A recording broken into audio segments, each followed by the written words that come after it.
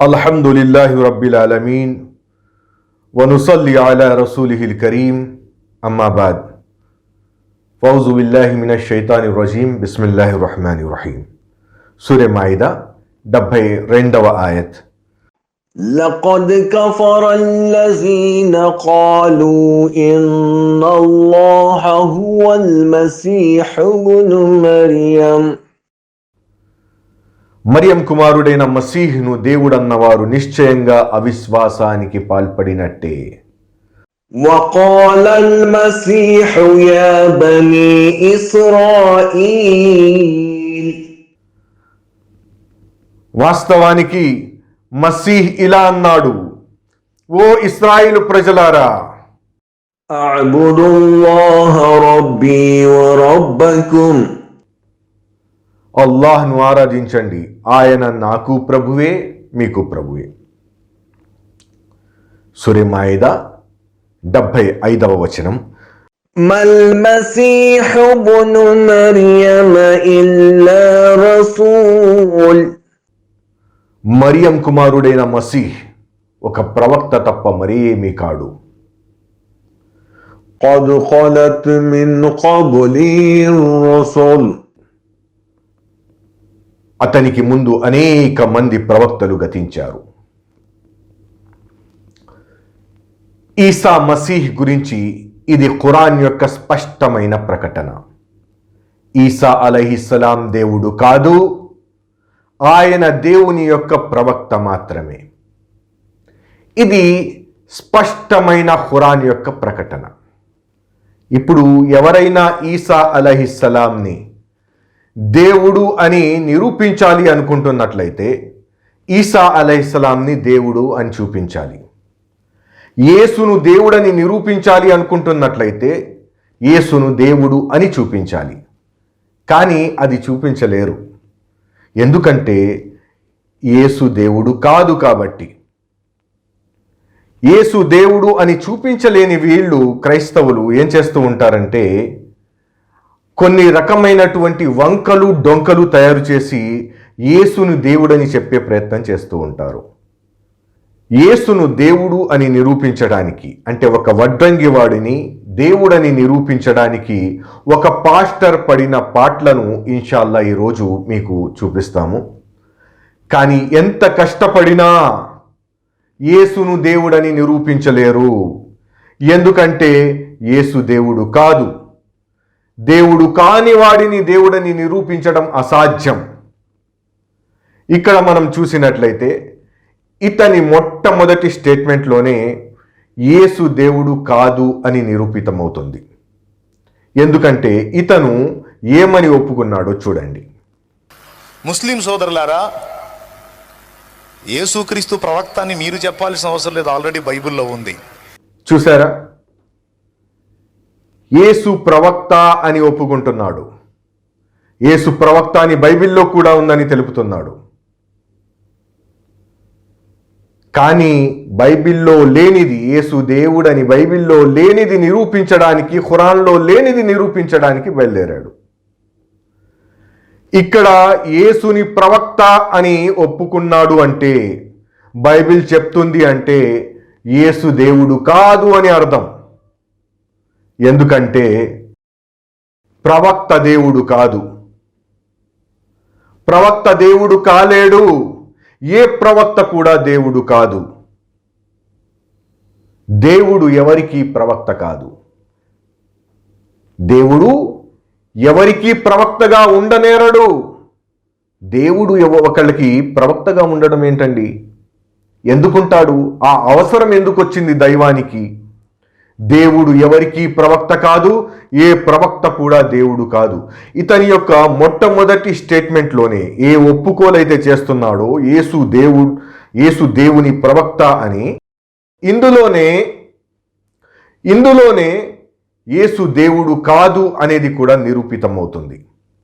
యేసును దేవుని ప్రవక్త, దేవుని యొక్క ప్రవక్త అని నువ్వు ఒప్పుకుంటున్నావంటే దేవుని యొక్క ప్రవక్తే గాని దేవుడు కాడు.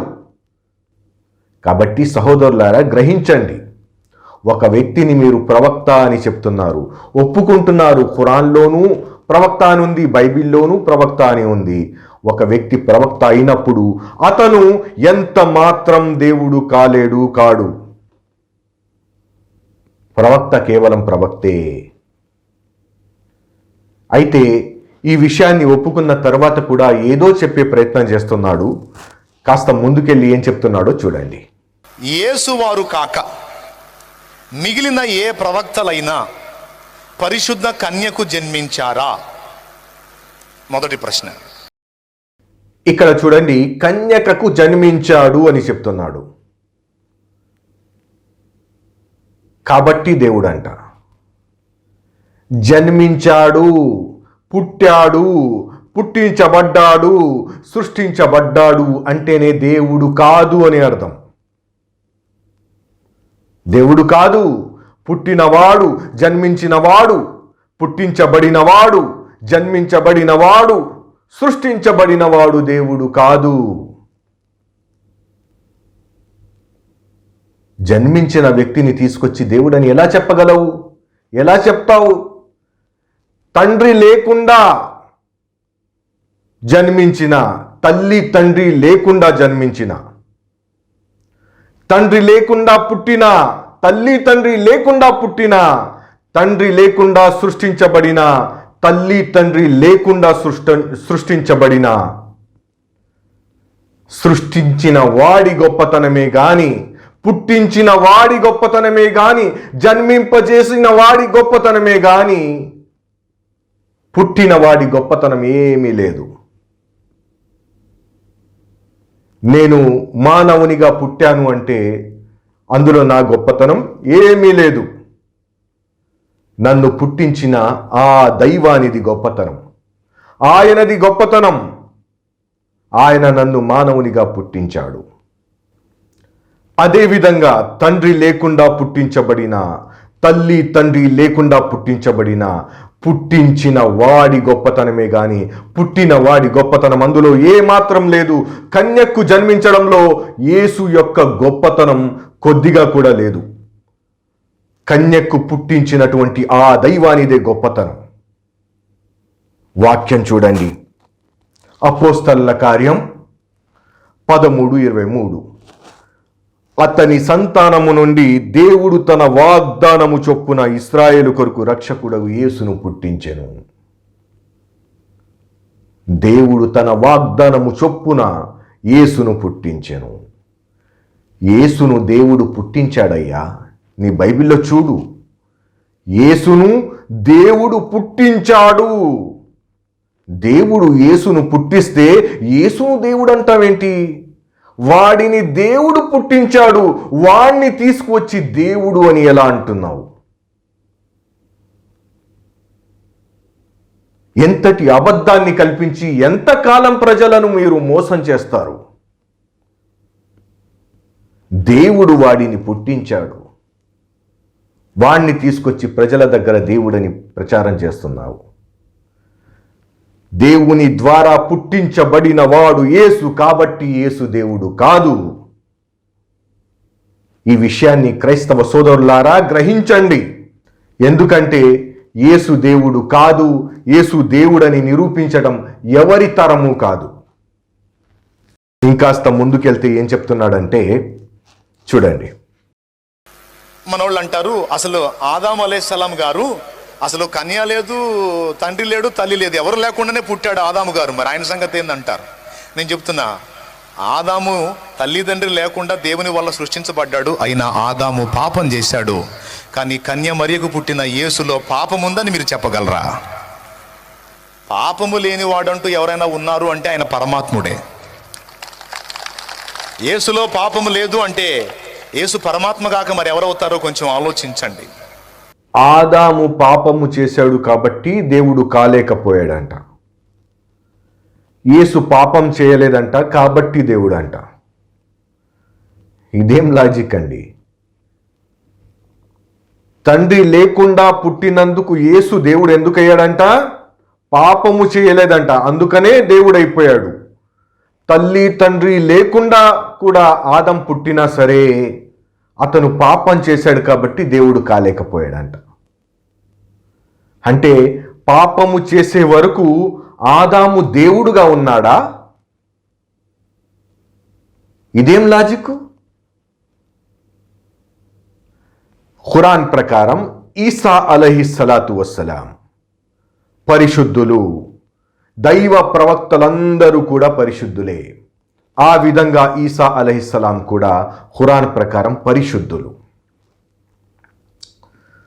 కానీ క్రైస్తవులు చెప్పే విధంగా దైవ ప్రవక్తలందరూ పాపులు, దైవ ప్రవక్తలందరూ పాపం చేశారు, యేసు చేయలేదు అని వీరు చెప్పే ప్రకారంలో చూసుకున్నట్లయితే యేసు కూడా మిగతా ప్రవక్తల మాదిరిగా వీరు చెప్పే విధంగా పాపియే.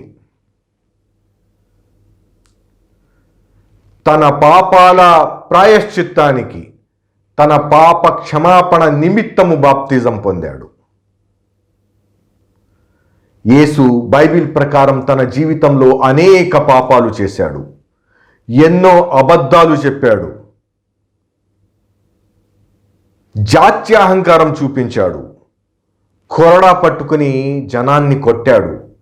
30 ఏళ్లకు తన పాప క్షమాపణ నిమిత్తము బాప్తిజం పొంది 30 ఏళ్లకు బయటకి వచ్చాడు. 33 ఏళ్ళు ఉన్నాడు, అంటే 3 ఏళ్ళు ఉన్నాడు. ఈ 3 ఏళ్లలో నానా రభస న్యూసెన్స్ క్రియేట్ చేశాడు. ఎక్కడ పడితే అక్కడ గొడవలు, వాదనలు,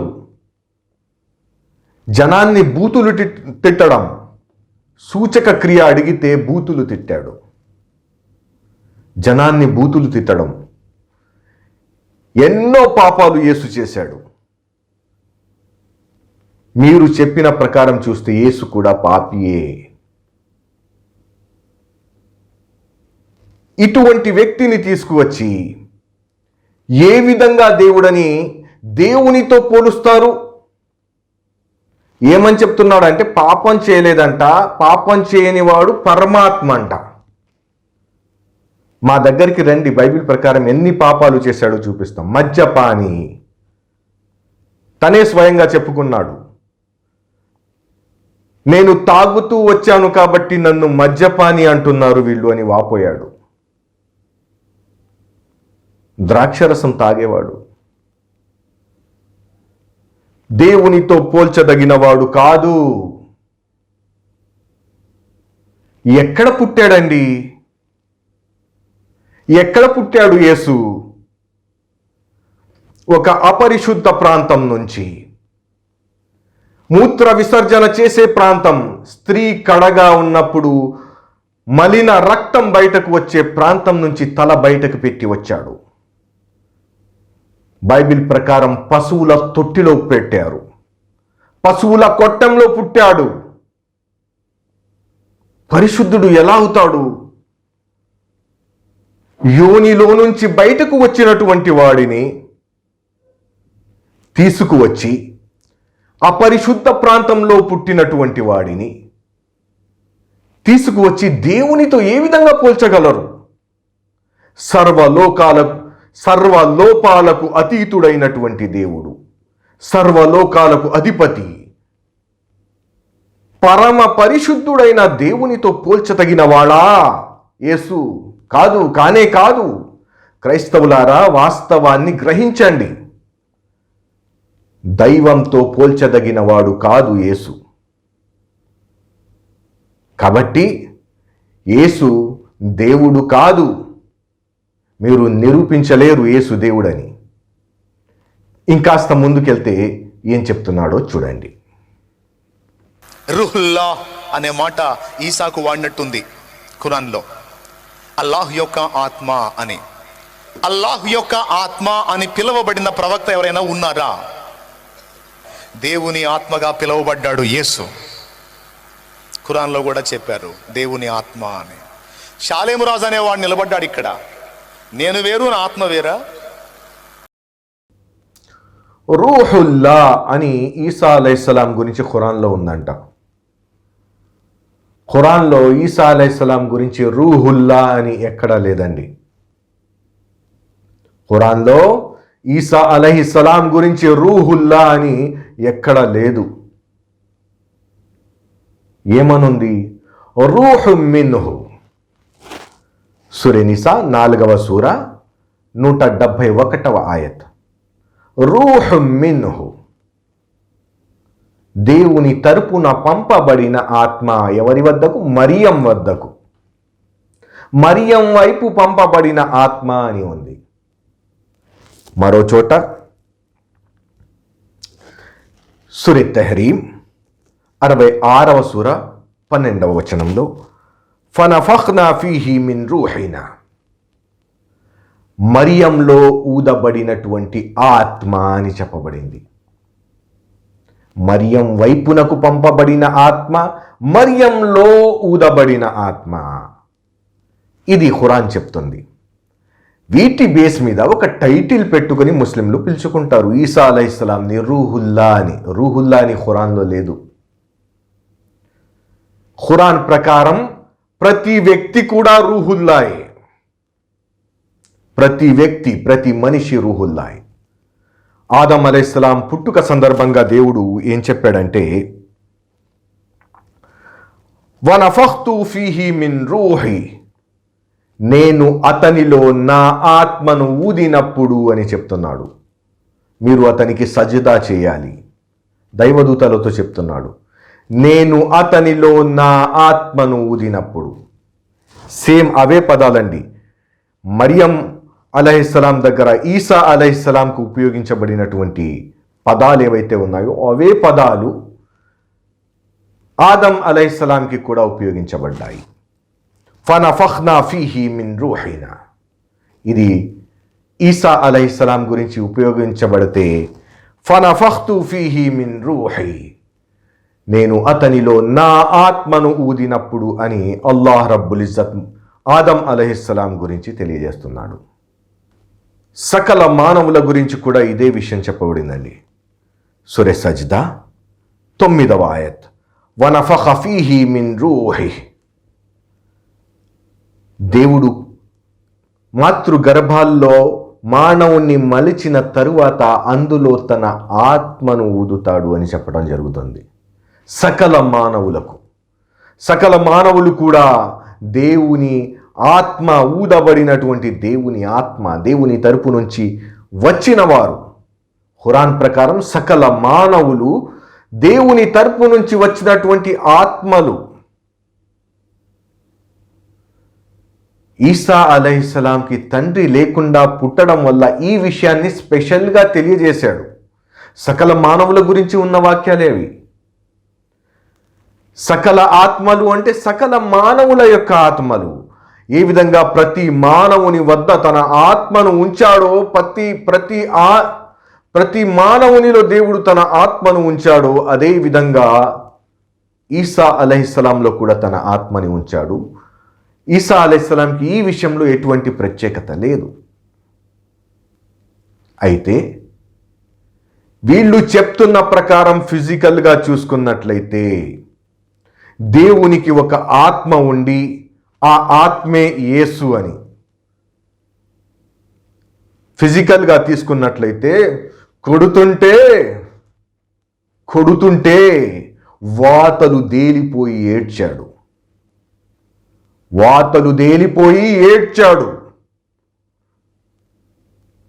ఆత్మను కొట్టడం ఏంటి మనుషులు పట్టుకొని? అతను వాతలు దేలిపోయి ఏడవటం ఏంటి?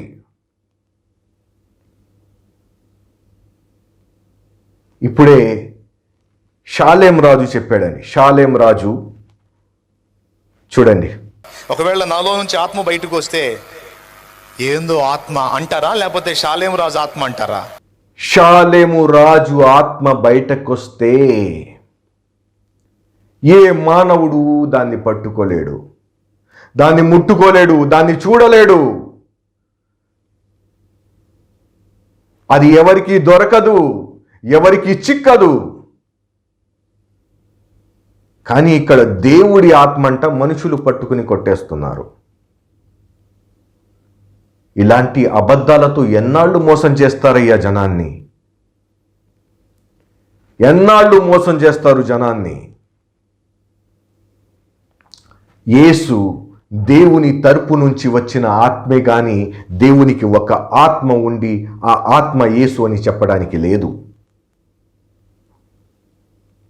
ఒక మనిషి యొక్క ఆత్మనే నువ్వు ముట్టుకోలేనప్పుడు, పట్టుకోలేనప్పుడు, దాన్ని కొట్టలేనప్పుడు దేవుని ఆత్మను పట్టుకుని మనుషులు కొట్టేశారా? ఎలాంటి అబద్ధాలు కల్పిస్తున్నారు? మనుషులు కొడుతుంటే వాతలు తేలిపోయి ఏడ్చాడా దేవుడి ఆత్మ? దేవుడి ఆత్మ కాదండి, మనిషి. సకల మానవులు ఏ విధంగానైతే దేవుని తరపున వచ్చిన ఆత్మలో అదే విధంగా యేసు కూడా ఒక ఆత్మ. అంతేగాని దేవునికి ఒక ఆత్మ ఉండి ఆత్మ యేసు అనేది పూర్తిగా శుద్ధ అబద్ధం. కాబట్టి యేసు దేవుడు కాదు. ఎందుకంటే షాలేము రాజులోంచి ఆత్మ బయటకు వస్తే షాలేము రాజు చనిపోతాడు. వాడి ఆత్మను ఎవరు పట్టుకోలేరు, ముట్టుకోలేరు, కొట్టలేరు. దేవుని ఆత్మను పట్టుకుని కొట్టేస్తున్నారంట. వాతలు తేలిపోయి ఏడ్చేస్తున్నాడు. కాబట్టి ఇటువంటి అబద్ధాల నుంచి క్రైస్తవ సోదరులారా బయటపడండి. యేసు దేవుడని నిరూపించడం మీకు సాధ్యం కాదు, ఎందుకంటే యేసు దేవుడు కాదు. కాబట్టి ఇటువంటి అబద్ధాల నుంచి బయటపడి సర్వసత్యం వైపునకు రండి. యేసును పుట్టించిన దేవుని వైపునకు రండి. ఎవరి తరపున పంపబడిన యేసు ఆత్మ ఆయన వద్దకు రండి. యేసు పుట్టించబడ్డాడు. యేసును పుట్టించిన దేవుని వైపునకు రండి. యేసు దేవుని ద్వారా పంపబడిన ఆత్మ. ఈ ఆత్మను పంపిన దైవం వైపునకు మరలండి. యేసు దేవుడని నిరూపించడం మీకు సాధ్యం కాదు. ఇంకాస్త ముందుకెళ్తే ఏం చెప్తున్నాడో చూడండి. ఖురాన్లోనే ఉంది, మరియంలో, సూరా మరియంలో ఉంది. యేసు మీరు నమ్మినటువంటి ఖురాన్ గ్రంథంలోనే యేసు నేను మరణించే రోజు, తిరిగి లేచే రోజు శాంతి కలుగుతుందనే మాట ప్రవచించాడు. యేసు పుట్టింది నిజం, ఆయన పాపుల కొరకు ప్రాణం పెట్టింది నిజం, మరణాన్ని జయించి 3వ నాడు తిరిగి లేచింది నిజం. చూడండి, ఇది క్రైస్తవులు ఇలాంటి మాటలు చెప్పి క్రైస్తవులను మోసం చేసుకోవటమే. ఇలాంటి మాటలు చెప్పి క్రైస్తవులను మోసం చేసుకుంటూ ఉంటారు. అంతేగాని వారు ముస్లింలను మోసం చేయలేరు. ఎందుకంటే ఈ వాక్యాలు మాకు తెలుసు. ఇతను చెప్పిన ఈ వాక్యాలు రాసుకుని మా దగ్గరకు వచ్చాడనుకోండి, వాదించడానికి అవమాన భారంతో వెనక్కి తిరిగి వెళ్ళవలసి వస్తుంది. వీళ్ళు ఇలాంటి అబద్ధాలు క్రైస్తవులను సంతోష పెట్టడానికి చెప్పుకుంటూ ఉంటారు. చూసారా ఖురాన్లో మన యేసు గురించి అని. మీరు క్రైస్తవుల్ని సంతోష పెట్టడానికే ఇలాంటి అబద్ధాలు తప్ప మా దగ్గర ఎటువంటి అబద్ధాలు చెల్లవు. మీరు క్రైస్తవుల్ని మోసం చేసుకోవాలి, ఖురాన్లో కూడా ఇలా ఉంది అని అబద్ధం చెప్పుకుని. ఎందుకంటే ఈ వాక్యాల వాస్తవికత మాకు తెలుసు. ఇక్కడ వాక్యం అతను చెప్తున్న వాక్యం సూర మరియం 33వ వాక్యం, ఈసా అలైహిస్సలాం వారి గురించి. నేను పుట్టిన రోజున, నేను మరణించే రోజున, నేను బ్రతికింపబడి లేపబడే రోజున నాపై శాంతి కలుగుతుంది అని ఈసా అలైహిస్సలాం చెప్పారు. ఇది చూపించి యేసు 3 రోజుల తర్వాత చనిపోయి లేచింది నిజమని చెప్తున్నాడు. ఒకసారి గమనించండి, ఇది 33వ వాక్యం సూర మరియంలో. ఈ సూర మరియంలోనే 15వ వాక్యం చూడండి. అతను పుట్టిన రోజున, అతను మరణించే రోజున, అతనిని బ్రతికించి లేపబడే రోజున అతనిపై శాంతి నెలకొనుగాక. ఇది యహ్యా అలైహిస్సలాం గురించి, యోహాను గురించి ఖురాన్లో ఉంది. ఈసాకి ఉన్నటువంటి వాక్యాలకు కొన్ని వాక్యాల ముందే ఇవే మాటలు, అతను పుట్టిన రోజున, అతను మరణించే రోజున, అతను తిరిగి లేపబడే రోజున అని యోహాను గురించి ఉన్నాయి, యహ్యా అలైహిస్సలాం గురించి ఉన్నాయి. అంటే యోహాను మానవుల పాపాల కోసం ప్రాణం పెట్టాడని అర్థమా? చనిపోయి 3 రోజులకు లేచాడని అర్థమా? చూడండి, ప్రతి మానవుని గురించి కూడా దేవుడు ఇదే విషయాన్ని తెలిపాడు. వారు బ్రతికించి లేపబడే రోజు అని. ఇవన్నీ పరలోకం గురించి. ప్రవక్తలు పుట్టినప్పుడు, ప్రవక్తలు చనిపోయినప్పుడు, ప్రవక్తలు పరలోకంలో మళ్ళీ లేపి నిలబెట్టబడినప్పుడు వారిపై శాంతి నెలకొనుతుంది అని ఖురాన్ తెలియజేస్తుంది. వారిపై శాంతి ఉంటుందని ఖురాన్ చెప్తుంది. అంతేగాని యేసు 3 రోజులకు లేచిపోయాడని కాదండి. చనిపోయి 3 రోజుల తర్వాత యేసు లేచాడు అనేది ఒక కట్టుగద, ఒక అబద్ధం. క్రైస్తవులు కల్పించినటువంటి ఒక శుద్ధ అబద్ధం. దానికి ఎటువంటి ప్రామాణికత లేదు, చారిత్రక ఆధారము లేదు, ఖురాన్లో లేనే లేదు. అటువంటి దాన్ని తీసుకువచ్చి ఏదో వాక్యానికి ఫిట్ చేసి చెప్పే ప్రయత్నం చేస్తున్నాడు. ఇటువంటి మోసం మీరు క్రైస్తవులకు చేసుకోవాలి తప్ప మీరు వాస్తవాన్ని దాయలేరు. కాబట్టి సోదరులారా, విషయాన్ని గ్రహించండి. ఇక్కడ ఏం చెప్తున్నాడంటే యేసు పాపుల కోసం ప్రాణం పెట్టాడంట. ఎంతటి అబద్ధం అండి ఇది! యేసు పాపుల కోసం ప్రాణం పెట్టాడా? ప్రాణం పెట్టాడా యేసు? మానవుల పాపాల కోసం యేసు ప్రాణం పెట్టాడనేది శుద్ధ అబద్ధం. యేసు ఇతరులు తన బోధ విని పాప క్షమాపణ ఎక్కడ పొందుతారోనని భయపడి తన బోధను దాచుకున్నటువంటి జాత్యాహంకారి. వాక్యం చూడండి, మార్కు సువార్త 4:12. వెలుపల నుండి వారు ఒకవేళ దేవుని వైపు తిరిగి పాప క్షమాపణ పొందుదురని, అంటే బయట ఉన్నవారు విని, తన బోధ విని దేవుని వైపు తిరిగి పాప క్షమాపణ పొందుదురని, వారు చూచుటకైతే చూచియు కనుగొనకను, వినుటకైతే వినియు గ్రహింపకయు నుండుటకును అన్నియు ఉపమాన రీతిగా వారికి బోధించబడుచున్నవని వారితో చెప్పాను. వారు దేవుని వైపుకు తిరిగి పాప క్షమాపణ పొందేస్తారని చెప్పి తన బోధను వారికి అర్థం కాకుండా దాస్తున్నాడు. ఉపమాన రీతిలో అంట వీళ్ళకి చెప్పుకుంటున్నాడు, వాళ్ళకి అర్థం కాకుండా బయట ఉన్న వాళ్ళకి. ఇటువంటి జాత్యాహంకారిని తీసుకువచ్చి మానవుల పాపాల కోసం ప్రాణం పెట్టాడని ప్రచారం చేస్తారా? సిగ్గులేదా? సిగ్గులేదా? అసలు క్రైస్తవులు తయారు చేసినటువంటి ఈ సిద్ధాంతం ఏదైతే ఉందో, యేసు మన పాపాల కోసం చనిపోయాడు అని, ఆ సిద్ధాంతం నేడు ప్రపంచంలో సకల చెడులకు మూలంగా ఉంది, సకల పాపాలకు మూలంగా ఉంది.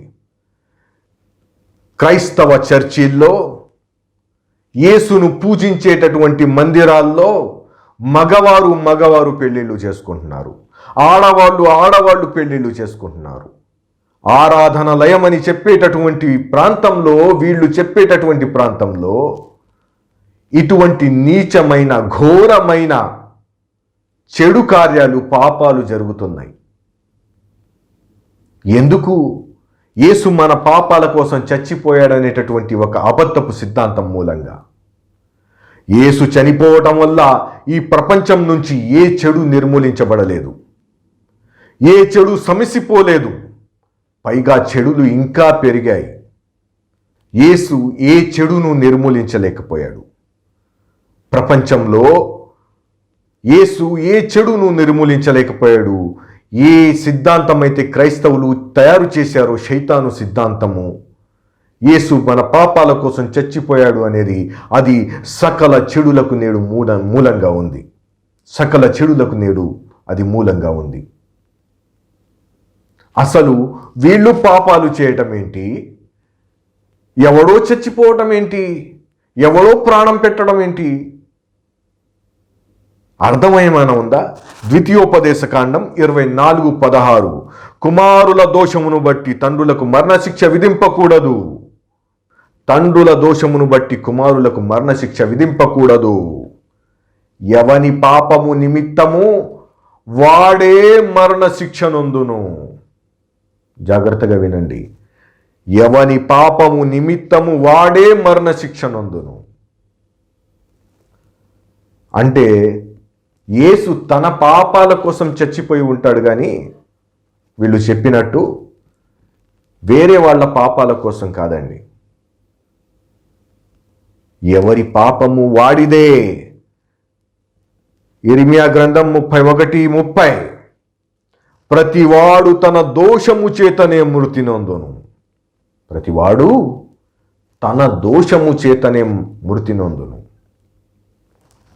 ఎవడు ద్రాక్షకాయలు తినునో వాని పళ్ళే పులియును. మీరు పాపాలు చేస్తే మీ పళ్ళు పులుస్తాయి. మీరు ద్రాక్షకాయలు తింటే మీ పళ్ళు పులుస్తాయి. యేసు పళ్ళు కాదు. మీ పాపాలకు మీదే బాధ్యత. ఈ వాక్యాలను బట్టి యేసు ఒకవేళ చచ్చిపోయాడని మీరు చెప్తుంది నిజమైతే, యేసు తన పాపాల కోసం చనిపోయాడు, కానీ ఇతరుల పాపాల కోసం ఎంత మాత్రం కాదు. విషయాన్ని గ్రహించండి. మీరు పరలోకంలో దేవుని ముందు నిలబడినప్పుడు మీ కర్మలకు మీరే బాధ్యత వహించాలి, మీరే లెక్క చెప్పుకోవాలి. ఎవడో చచ్చిపోయాడు నా పాపాలకి అంటే కుదరదు. నీ జీవితంలోని ప్రతి సంఘటనకు సంబంధించిన లెక్క దేవుని ముందు నువ్వు చెప్పుకోవలసి ఉంది. ఎవరు దీన్ని ఆపలేరు. జరిగి తీరుతుంది. దేవుని ముందు నువ్వు నిలబడినప్పుడు నీ పరిస్థితి ఏం కానుందో ఆలోచించుకో. క్రైస్తవులారా, మీ పాపాల నిమిత్తం మీరే శిక్ష పొందాలి. కాబట్టి ఎవడో మా పాపాల కోసం ఎవడో చనిపోయాడు అని ఒక అభూత కల్పనలో ఉండకండి. ఊహల్లో తేలిపోకండి. మీరు దైవం ముందు నిలబడినప్పుడు మీ ఊహలన్నీ పటాపంచలైపోతాయి. అయ్యా, నా పాపాల కోసం వాడెవడో చనిపోయాడయ్యా అంటే కుదరదు. నీ పాపాలకు నువ్వు లెక్క చెప్పి తీరవలసి ఉంది. లెక్క చెప్పి తీరాలి. ఆ పరిస్థితి గురించి ఆలోచించుకోండి. యేసు దేవుడు కాదు. యేసు ఎవరి పాపాల కోసం చనిపోలేదు. ఎవరి పాపాలకు ఎవరి కర్మలకు వారిదే బాధ్యత, కానీ యేసుది కాదు. ఈ విషయాన్ని క్రైస్తవులారా గ్రహించండి. తర్వాత ఏం చెప్తున్నాడంటే చూడండి. దేవుని వాక్కుగా పిలువబడ్డాడు. నేను వేరు, నా వాక్కు వేరు కాదు. నేనేమై ఉన్నానో నా వాక్కు కూడా అదే ఉంటుంది. కాబట్టి దేవుడు వేరు, దేవునిలో వచ్చిన వాక్కు వేరు కాదు. దేవుడు ఏందో దేవుని వాక్కు కూడా అదే. ఈ విధంగా దేవుని వాక్కుగా పరిగణించబడిన ప్రవక్త ఎవరైనా ఉన్నారా? ఉంటే ఆలోచించండి, మాకు తెలియజేయండి. తప్పకుండా మేము తెలుసుకుంటాం. ఇక్కడ కలిమతుల్లా గురించి చెప్తున్నాడు. కలిమతుల్లాహ్ అంటే దేవుని యొక్క కలిమ, దేవుని యొక్క ఆజ్ఞ, దేవుని యొక్క మాట, దేవుని యొక్క వాక్కు. కానీ డైరెక్ట్గా ఎక్కడ ఖురాన్లో ఈసా అలైహిస్సలాం గురించి కలిమతుల్లాహ్ అని ఉపయోగించడం జరగలేదు. ఏమని చెప్పబడిందంటే వకలిమతుహు అల్కాహ ఇలా మరియం, సూర నిసా 171వ ఆయత్. వకలిమతుహు అల్కాహ ఇలా మరియం, మరియం వైపునకు పంపబడిన అల్లాహ్ యొక్క ఆజ్ఞ, ఒక వాగ్దానం, ఒక శుభవార్త అనే అర్థాలు వస్తాయి. కానీ దేవునికి ఒక వాక్యం ఉంది, ఆ వాక్యం యేసు అని కాదండి. కున్ ఫయకున్, అల్లాహ్ అయిపో అంటాడు, అది అయిపోతుంది. అది దేవుని కలిమ, దేవుని మాట. కున్, అయిపో అంటాడు, అయిపోతుంది.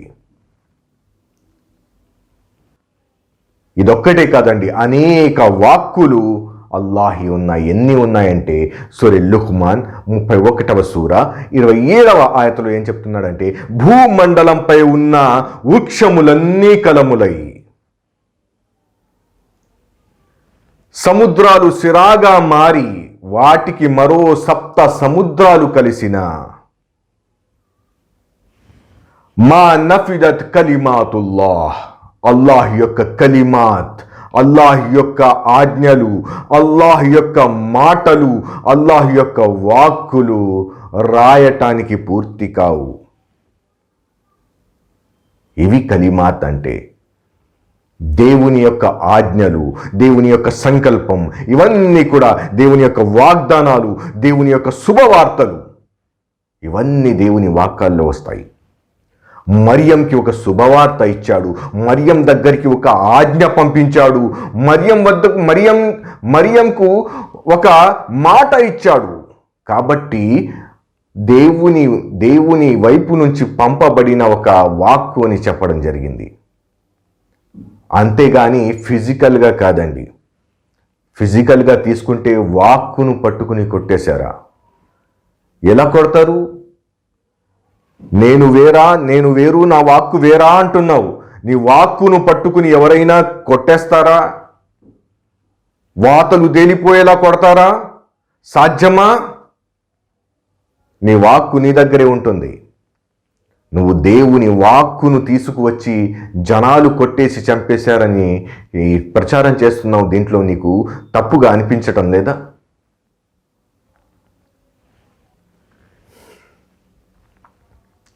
వాక్యం దిగి వచ్చి వడ్రంగి పని చేసిందా? యేసు వడ్రంగి పని చేశాడు. తన జీవనోపాధి కోసం వడ్రంగి పని చేశాడు. భూమిపై ఉన్నటువంటి సకల జీవరాశులకు జీవనోపాధి ప్రసాదించే దేవుడు తన పొట్ట కోసం వడ్రంగి పని చేశాడా? ఎంతటి అవమానకరమైన విషయం! యేసు ఏడ్చాడండి. నక్కలకు తల దాచుకోవటానికి ప్రదేశం ఉంది, నాకు ఆ ప్రదేశం కూడా లేదని ఏడ్చాడు. తనకు ఇల్లు లేదని ఏడ్చాడు. తల దాచుకునే ప్రదేశం లేదని ఏడ్చాడు. ఈ అనంత విశ్వాన్ని సృష్టించిన వాడు,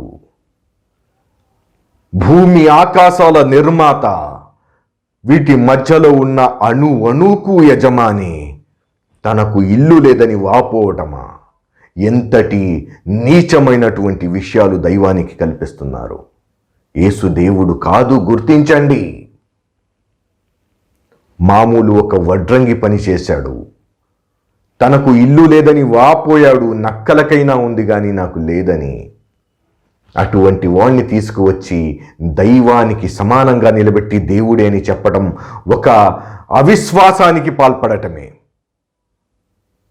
కాబట్టి క్రైస్తవులారా, సత్యాన్ని గ్రహించండి.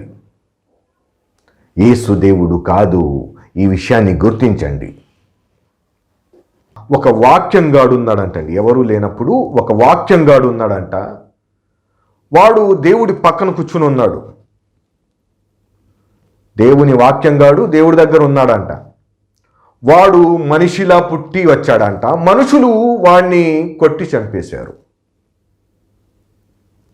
ఇక్కడ నేను వేరు, నా వాక్యం వేరా అంటున్నాడు. నీ వాక్యాన్ని ఎవరైనా పట్టుకుని కొట్టేస్తారా? ఎగ్జాంపుల్స్ మాకు రావా? నీ వాక్కును, నీ ఆత్మను పట్టుకుని కొట్టేస్తారా? నీ ఆత్మను ఎవడు పట్టుకుని కొట్టలేడు మనిషి. నీ వాక్కును కూడా ఎవడు పట్టుకుని కొట్టలేడు.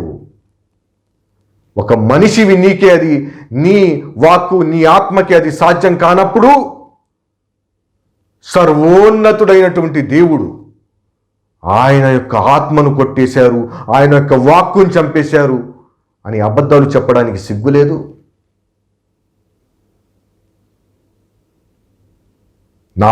నేను వేరు, నా వాక్యం వేరు అని అడుగుతావా?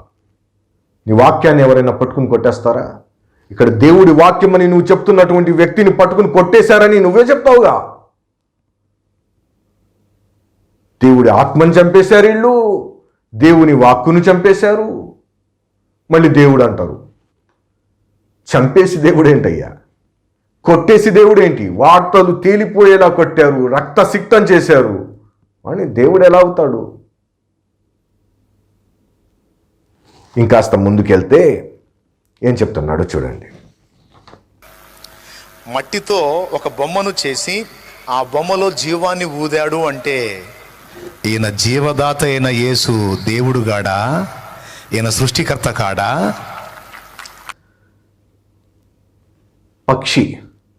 పక్షి గురించి చెప్తున్నాడండి. యేసు జీవదాత అంట. ఇక్కడ ఈసా అలైహిస్సలాం గురించి చెప్తున్నాడు. ఈసా అలైహిస్సలాతు వస్సలాం ఒక పక్షి బొమ్మను తయారు చేసి దాంట్లో ఊదితే అది పక్షిగా ఎగిరిపోయేది. ఇది ఖురాన్లో ఉంది. కానీ ఇక్కడ ఒక విషయం తీసాడండి. ఇతను చెప్తున్నటువంటి సంఘటనల నుంచి ఒక విషయాన్ని తీసేశాడు. నా అనుమతితో అని అక్కడ అల్లాహ్ చెప్తున్నాడు. అతను ఏం చేసేవాడు? పక్షి తయారు చేసేవారు. ఈసా అలైహిస్సలాం పక్షి తయారు చేసి అందులో ఊదితే అల్లాహ్ అనుమతితో అది పక్షిగా మారేది. ఎవరి అనుమతితో? అల్లాహ్ అనుమతితో. నా అనుమతితో అని అక్కడ అల్లాహ్ చెప్తున్నాడు. ఆ ఆయతలో, ఖురాన్లో ఉన్నటువంటి ఆయతలో అక్కడ ఖచ్చితంగా దేవుడు చెప్తున్నాడు, నా అనుమతితో అది పక్షి అయ్యేది అని. స్వయంగా చేసింది ఏమీ లేదు. మూసా అలైహిస్సలాం చేతి కర్ర భూమి మీద పెడితే అది పాము అయ్యేది. మూసా అలైహిస్సలాం జీవదాత కాదు, అది ఒక సూచక క్రియ. అది ఏ విధంగా సూచక క్రియో ఇది కూడా అదే విధంగా సూచక క్రియ తప్ప యేసు జీవదాత ఏమీ కాదండి. ఏడ్చాడండి. చూడండి, హెబ్రీయులకు 5:7 శరీరధారి అయ్యున్న దినములలో మహారోదనతోనూ కన్నీళ్లతోనూ తన్ను మరణము నుండి రక్షింపగలవానికి ప్రార్థనలను యాచనలను సమర్పించి భయభక్తులు కలిగి ఉన్నందున ఆయన అంగీకరించబడెను. ఏడుస్తున్నాడండి. తనను మరణము నుంచి తప్పించగలవానికి యాచనలను సమర్పిస్తున్నాడు, భయభక్తులు కలిగి ఉన్నాడు, రోదిస్తున్నాడు, కన్నీళ్లతో ప్రార్థిస్తున్నాడు.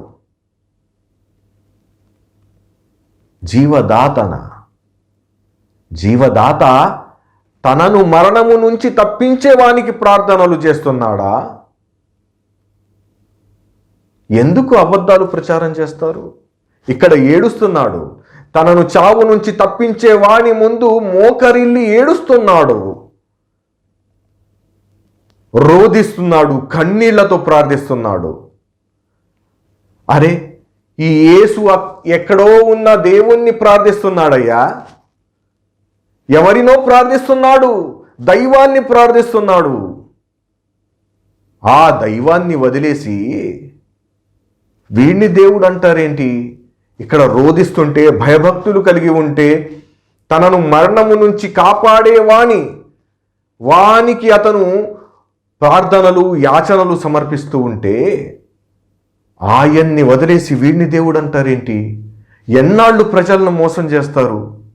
జీవదాత ఎందుకు అవుతాడు? ఎలా అవుతాడు? మహారోదనతో ఏడుస్తూ, ఏడ్చేవాడు దేవుని ముందు ఏడుస్తున్నాడు. ఈ ఏడ్చేవాడు దేవుడు కాదు. దేవుడికి ఏడవాల్సిన పని లేదు. దేవుడికి భయభక్తులు కలిగి ఉండవలసినటువంటి అవసరం కూడా లేదు. ఎవరికి భయభక్తులు కలిగి ఉంటాడండి దేవుడు? ఒకరికి భయభక్తులు కలిగి ఉన్నాడంటే వాడు దేవుడు కాదని అర్థం. కాబట్టి క్రైస్తవులారా, సత్యాన్ని గ్రహించండి. ఎన్నో ప్రార్థనలు చేశాడు. కొన్ని సందర్భాల్లో తన చెమట రక్తపు బిందువులుగా మారే వరకు ఏడుస్తూ ప్రార్థించేవాడంట. ఏ దేవుని ముందు మోకరిల్లి ఏడ్చాడో ఆ దైవం వైపునకు క్రైస్తవులారా మరలి రండి. ఆ అల్లాహ్ వైపుకు మరలి రండి. యేసు కూడా ఆయన్నే ప్రార్థించాడు. ఆయన వైపుకు మరలి రండి. యేసు దేవుడు కాదు. యేసును పూజించడం వల్ల మీరు షిర్కుకు పాల్పడినట్టు, దైవానికి విశ్వాసఘాతం చేసినట్టు. క్రైస్తవులారా, మీరు తలకిందులుగా తపస్సు చేసినా కూడా యేసు దేవుడు అని నిరూపించలేరు. ఎందుకంటే యేసు దేవుడు కాదు. కాబట్టి సత్యాన్ని గ్రహించి యేసును పంపిన దేవుడు, యేసును ఎవరైతే ఆత్మగా పంపాడో, వాక్కని చెప్పి పంపాడో, ఎవరైతే పుట్టించాడో వాగ్దానము చెప్పున ఆయన వైపునకు రండి.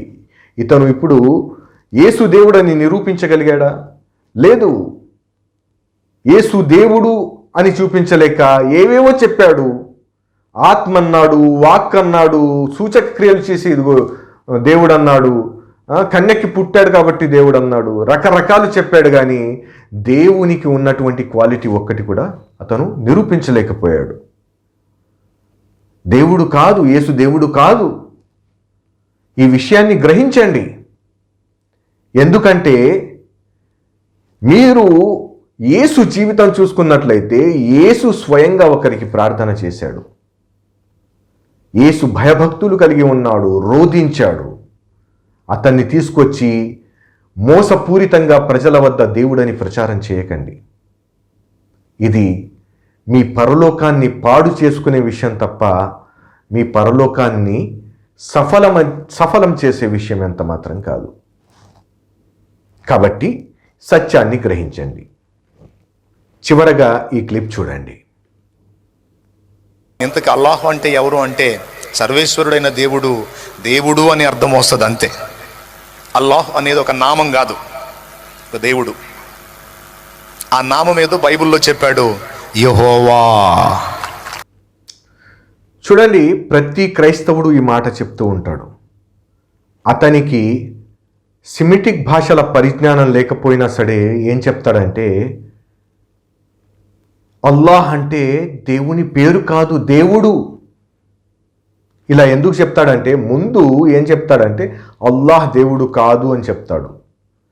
మీరు అరబీ బైబిల్లో తర్వాత సిరియాక్లో యేసు కూడా దేవుణ్ణి అల్లాహ్ అని పిలిచాడు అని మీరు చెప్పగానే అల్లాహ్ అంటే దేవుడి పేరు కాదు, దేవుడు అని వంక పెడతాడు. దేవుడి పేరు యెహోవా.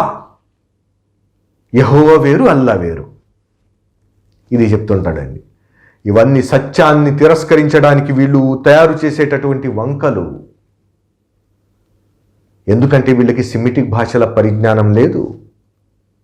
అరబిక్ ఇంగ్లీష్ లెక్సికన్ డిక్షనరీ తీసి చూడండి. అల్లాహ్ అనే దానికి ప్రాపర్ నేమ్ అని ఉంటుంది. Proper name. దేవుడు అనటానికి జనరల్ నౌన్ ఇలాహ్ అనే పదం ఉపయోగిస్తారు అరబీలో. అల్లాహ్ అనేది ప్రాపర్ నేమ్, సర్వోన్నతుడైన దేవుణ్ణి సూచించడానికి ఉపయోగించేటటువంటి పేరు. యెహోవా అనేది నకిలీ పేరు.